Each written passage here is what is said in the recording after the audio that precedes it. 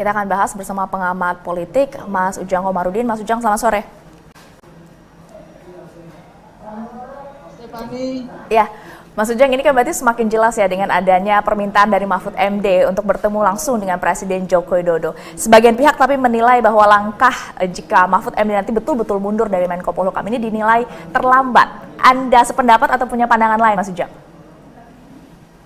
Ya, kelihatannya ini tanda-tanda ya. Tanda-tanda bahwa Pak Mahfud MD kelihatannya akan mundur dari kabinet gitu. Artinya kelihatannya mengundurkan diri dari atau sebagai Menko Polhukam ya.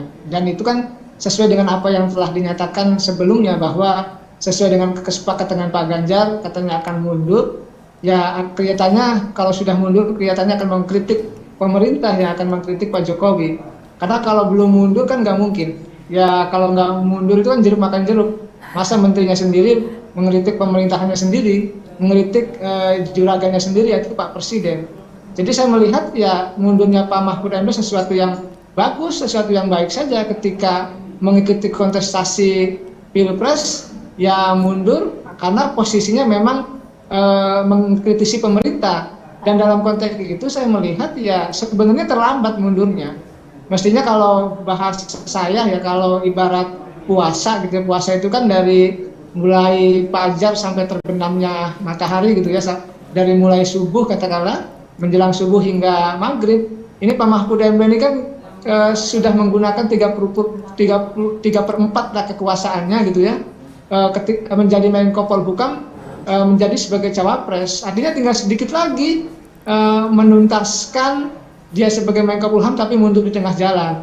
Ya saya sih melihat ya Pak Mahfud MD bisa dikatakan di satu sisi bagus, di sisi yang lain ya tentu lepas tanggung jawab ya, karena sedikit lagi tugasnya beres tetapi mundur. Tapi mungkin itulah yang bisa kita lihat, ini bagian daripada dinamika politik di kita saat ini, bahwa sejatinya memang ketika Pak Mahfud MD menjadi menteri sulit untuk bisa kritis, sulit untuk bisa katakanlah mohon maaf tanda petik ya menyerang pemerintahnya sendiri, misalkan terkait dengan persoalan hukum gitu, bahwa Pak Mahfud MD, Pak Ganjar selalu mengkritik terkait dengan persoalan hukum di Indonesia.